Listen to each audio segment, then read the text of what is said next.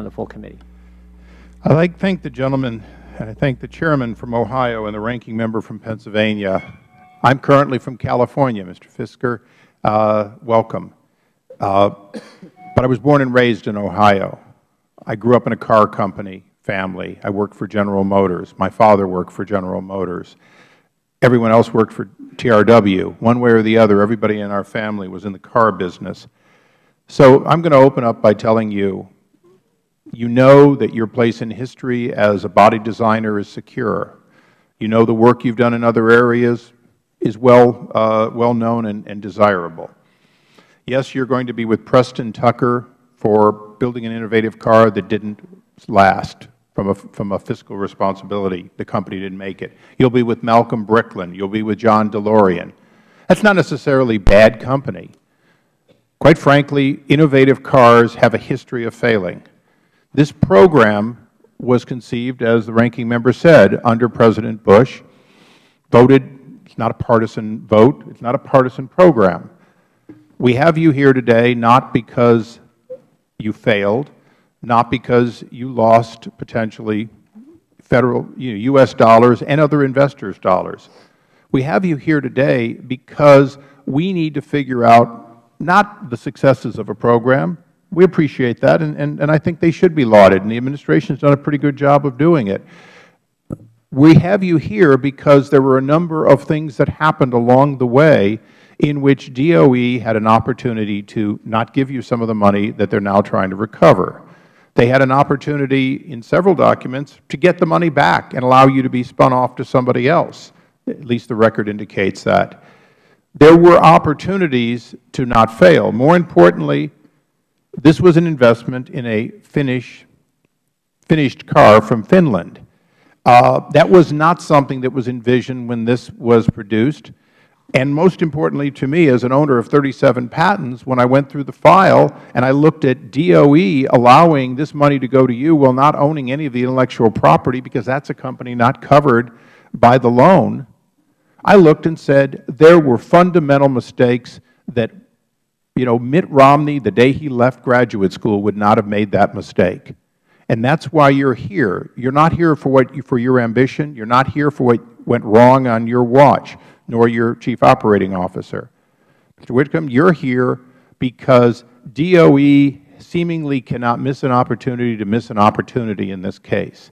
The mistakes are well documented. And yes, as the chairman said, there's an indication that one of Mr. Fisker's major investors had extraordinary access to the White House.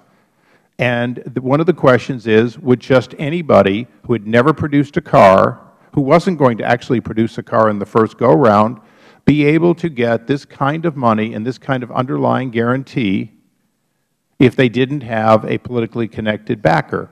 That's a question. It's not an answer. Those are some of the things that the chairman is looking to find out. I do reject the ranking member's assertion that somehow this panel is not fair. It is subject-specific, and I think it's appropriate.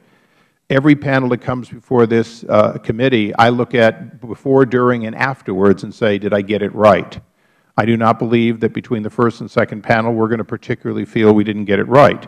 I will mention once again that the absence of transparency by DOE, a consistent pattern of not being open and transparent, does make it difficult. But the chairman has been able to get enough documents for us to see a number of failures. And last but not least, I want people to understand, if we're going to get in the business of investing, are we investing in everybody? Are we investing specific? Do we have a plan?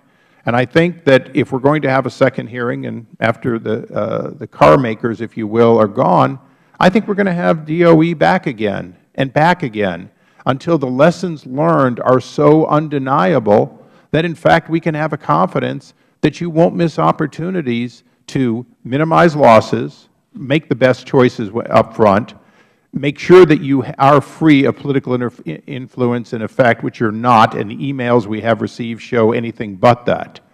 So, yes, we want to have these decisions made by professionals. We want to make them without political interference. We want them made consistent to a plan.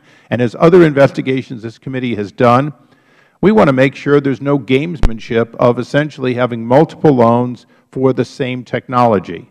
All of that is part of our mandate. So, Mr. Fisker, as I said in the back, this is not a pleasant experience for anyone to go through, particularly at a time of trauma for your own company and so on. We asked you to be here because we believe your story, your ambition, the work you did succeed in doing, is a perfectly good story of the automotive business.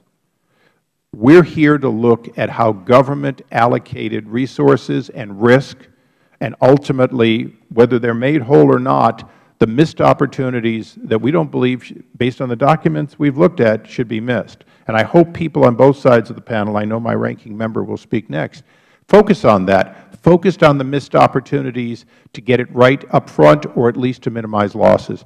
I thank the Chairman for the extra time, and I yield back. I think that